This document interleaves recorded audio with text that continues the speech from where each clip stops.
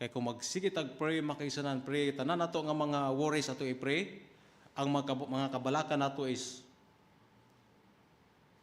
ang atong kabalaka makaisanan mo gamay siya. Ang atong mga kabalaka unsay mudaghan nato makaisanan ng empowerment, comfort and guidance, unya mental and emotional clarity, unya spiritual connection. So continue na ako makaisanan ang giingon diri sa 1 Thessalonians 5:17, giingon diri nga pray without ceasing. Sa 18 nag-ingon, in everything give thanks, for this is the will of God in Christ Jesus concerning you. So, muna di kita angay ani nga kalibutan, di ta angay mabalaka. Dunay mga panghitabo sa atong kinabuhi, na mga problema, na mga pagsulay. Di kita angay tingala na magsun nga naman. Kaya kung bukat siya nga pagsulay, matod pa diri nga in everything give thanks. Kung sa may maabot sa itong kinabuhi, panalangin man, problema atong pasalamatan ang Ginoo. Kaya ingon diri mga kaigsunan nga for this is the will of God in Christ Jesus concerning you. Sometimes nagkaanta sa Ginoo problema. Unsay purpose para nga magsigitag luhod, magsigitag ampo, kanunay ta mga kaigsunan nga kining gitawag o kanunay ta nga hangad, magasalig sa atong Ginoo.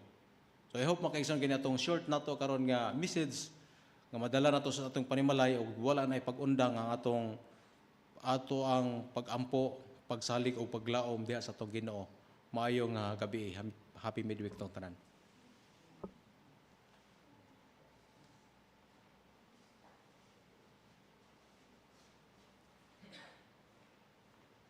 Natay himuon makaigsunan nga prayer, special prayer. Kanya atong mga request atong ipaabot aron nga maapil nato sa pag-ampo. So atong iampo atong mga batan-on diri sa atong church, mga young people. Atong iampo ang mga nagmasakiton. No? Si Brother Mr. and Mrs. RC Taganili, Brother Willie Blanco, Mr. and Mrs. John Sagarino, isa pa gyud si Bini Tabada, ato mga nagmasakiton makaysa mother ni Brother Maki nga tagaan sa Ginoo strength. Ato mga kaigsunan atong i-pray diri sa ato nga church nga mahimo makaigsunan nga kini ni ang gitawag o ma-over ang ato ang unity sa bisan asa nga kay iglesiyahan sa tibuok kalibutan para mahisama kita sa pattern sa mga apostolis nga dito sila nag-ampo sa kwarto nga sila nagkahiusang tanan o the Holy Spirit gibubo ngadto kanila. Same sa to kinahanglan ta og kini ni ang over unity diha sa ato ang Ginoo. So mag-ampo ta atong hiyon si Eder Maki to lead the prayer. Og napa mo i-request makaigsunan, pwede pod. O wala na, so mangluhod ang tanan. Bisa si Serto.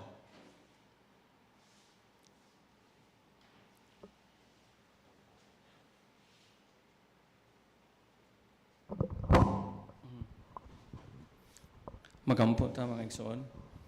Among balaan ug dalaygon nga Dios na ikaw sa katasan sa mga langit. Dako among kalipay ug pagpasalamat kanimo o Dios sa imong kaayo ug sa imong grasya ug panalangin nga among nadawat sa milabay nga mga adlaw hangtod nga imo kaming gipadangat nining tunga-tunga sa semana. Salamat Amahan ining higayon nga maghihatag kanamo nga kami anhi sa imong balay alampuanan, magasimba, magadaig sa imong ngalan. Karong taknaa o Dios sa kagabion kami nagaluhod dinha sa imong atubangan, nagapangayo sa kapasayloan sa among mga kalapasan ug among mga sala aron takos kami modawat sa imuhang tubag Amahan sa mga butang among ipangalyupo diha kanimo. Karong taknaa o Dios imong nadungog ang among mga sentimento ug usab ang among mga problema among gidangop diha kanimo Amahan sa imong mga kamot nga ikaw maghatag og kasulbaran niini. Among gina-mention Amahan ang among mga kaigsuonan especially nga nagmasakiton sa ilang mga higdaanan, ikaw magahupay ug magaayo kanila. Among giampo amahan sa ilang nga pangidaron, imo silang tabangan ug imo silang hatagag kabaskog dugang sa ilang panlawas aron makauban sila sa tagsa-tagsa nga mga pamilya. Among giampo amahan si Auntie Lucy, ikaw magahatag ug kaayuhan sa ihang balatian. Maghihikap ikaw kaniya amahan ug usab magahimo ikaw kaniya nga pleto makasimba og balik dinhi nga iglesia. Among giampo usab si Mama Nita, ikaw magauban kaniya kanunay sa iyang pag-adto sa iyang dialysis, imo siyang pagproteksyonan ug imo siyang lugwayan sa iyang kinabuhi amahan.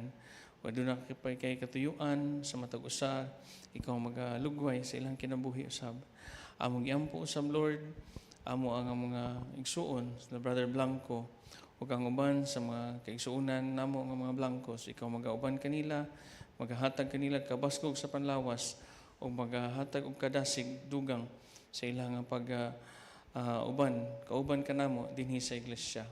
Special way di Lord, among giampo di kanimo ang among igsuon, ang among duha ka igsuon, si Sister Jel o si Brother June, ikaw magahikap o magauban kanila o Lord sa ilang giagian karon nga proseso alang sa pag recover sa bag-o lang nilang nahimo nga kidney transplant. Nasayod kami amahan nga dili kanila lim financially, physically ug emotionally. Ikaw maghahatag kalig-on kanila amahan. Nasayod kami nga ikaw naay dakong katuyuan alang kanila.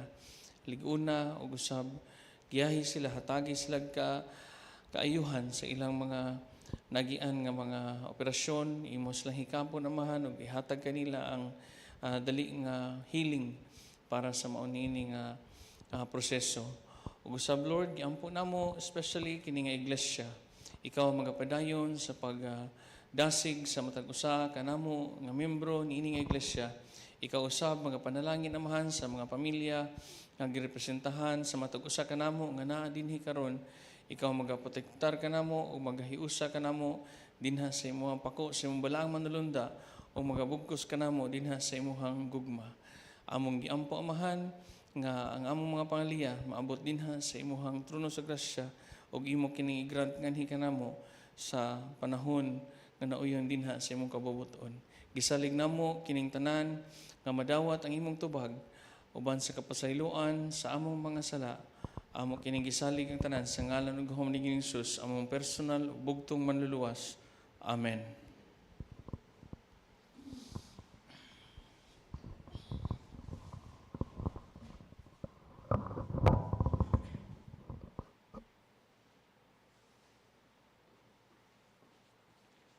For our closing song, we're going to sing Father Lead Me Day by Day as the hymnal 482, Father Lead Me Day by Day.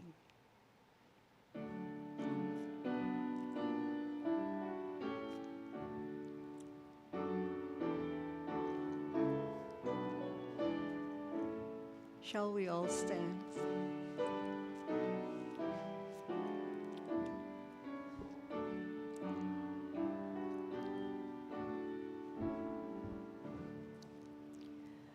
Father, lead me day by day, ever in thine own sweet way.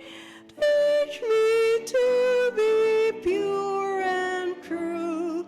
Show me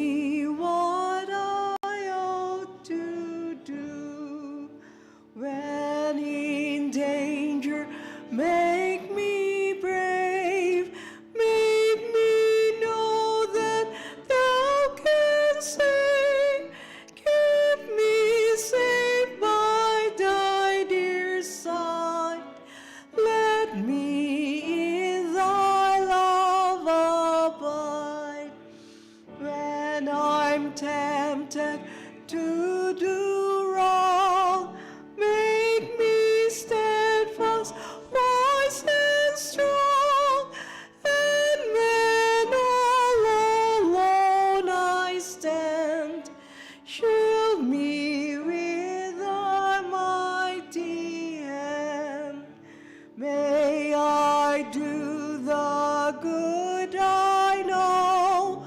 Be thy loving child below, then at last go home to thee, evermore the child to be. Sa pagtapos sa among programa, Ginoo, kami nagapasalamat kanimo sa mensahe nga among nadungog ug usab amahan kami pangayo sa imuhang balaang presensya samtang kami mga bulag-bulag magapadulong sa among tagsa-tagsa nga Pinoy-anan. Bendisyon ni ug dihuga kami amahan ug pasayloa kami sa among kalapasan sa among buhat tunahuna ug among mga pulong. Amo kining gisalig ang tanan sa ngalan ug gahom ni Hesus ang personal bugtong manluluwas. Amen. Amen.